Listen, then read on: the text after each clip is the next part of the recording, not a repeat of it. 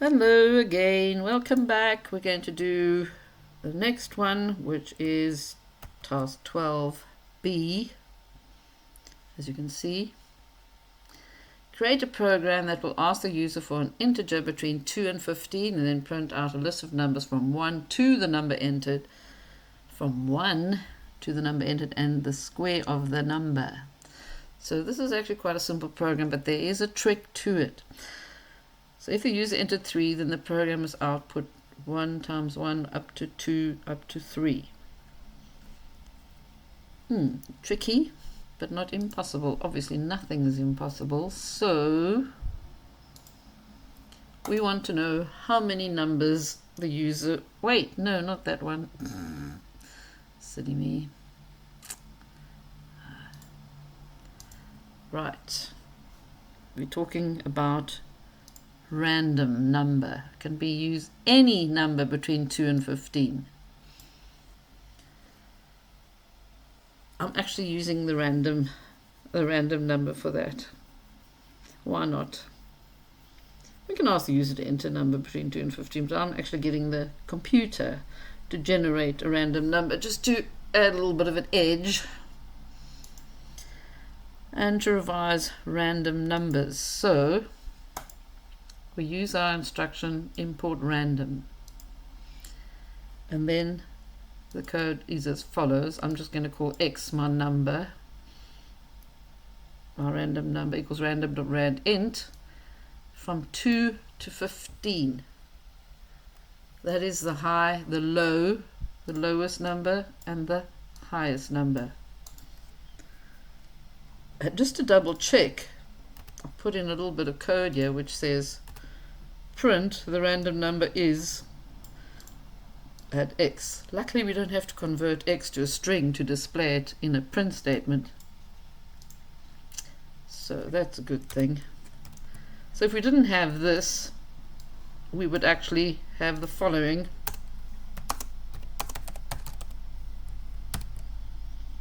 The user must enter a number from 2 to 15. Colon space. And guess what? We have to convert that to an integer. So if we're going to do it exactly as per the instruction, we would use an input statement, convert it to an integer. Why do we have to convert the result to an integer? Because we have to use a for loop going from 1 to that integer. So either we use a random number or we use this way. Doesn't matter. I'm going to delete that just so that we don't get confused. Right, so now I'm going to use a for loop. Why am I going to use a for loop? Because I know exactly how many times I want to do something. I'm going to say 1 squared is, 2 squared is, 3 squared is, up to and including x, from 1 up to x. Now if x is 5, then k got to go from 1 to 5. Now here's a funny thing.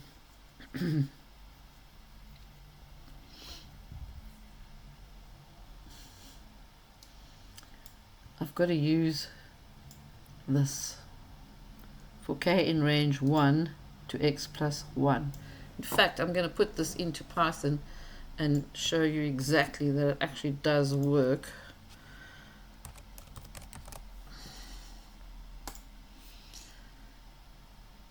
Or better still, I'll open the code.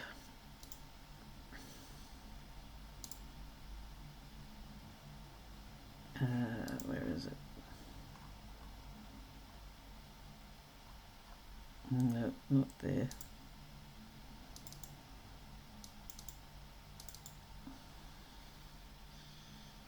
We are on 13, eh? I hope we're on 13, otherwise... No, we're not on 13. This is wasting your time, isn't it? Well, you get to look at what's going on my computer. Nothing exciting, I have to say. That's the array question. and answers, which definitely worked, which I did previously. And this one is 12B.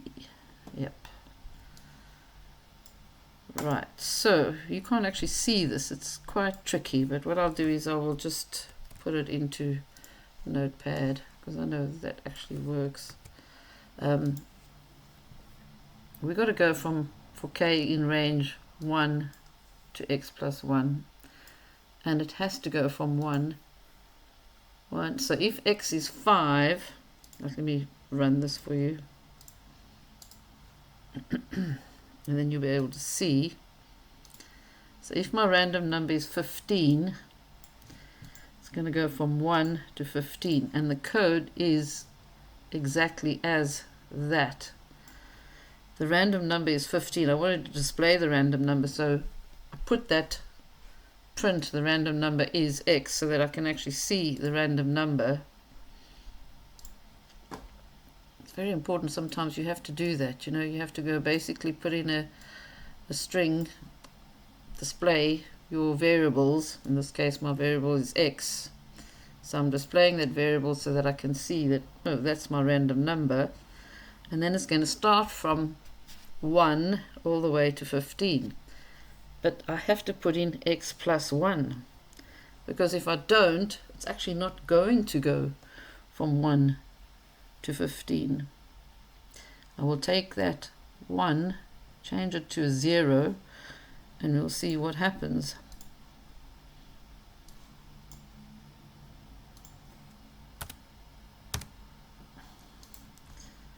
Run. So it says the number is 12, but if I change it to a 0, it's going to go from 0 to x plus 1 in range 0 to x plus 1, because that second parameter, the second value of this for loop range section, if I change that to an x only,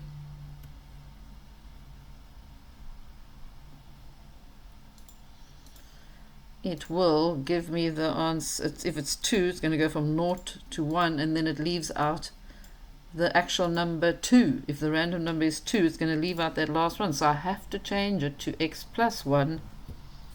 And this was just from trial and error and starting at 1. So therefore the for loop will go from whatever that number is, whatever this number is here, the for loop's going to go from that number to that one minus 1.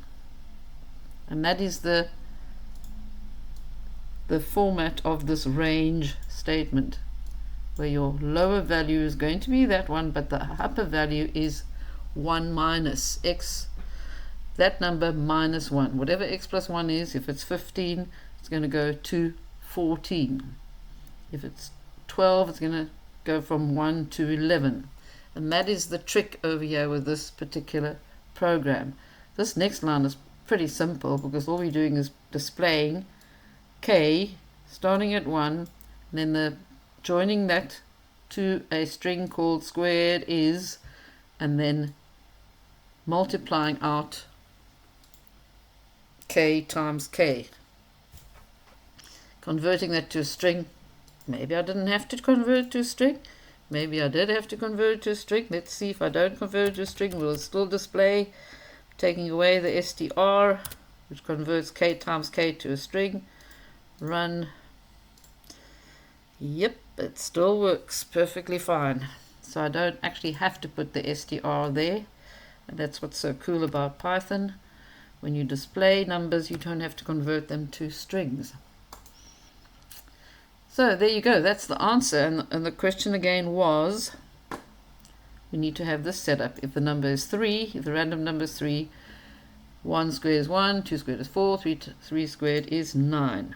So basically a square root, a squared, the square of the number must be displayed from 1 to the actual number that we want to use. So in our case, I used a random number, or you could have a person typing in a number.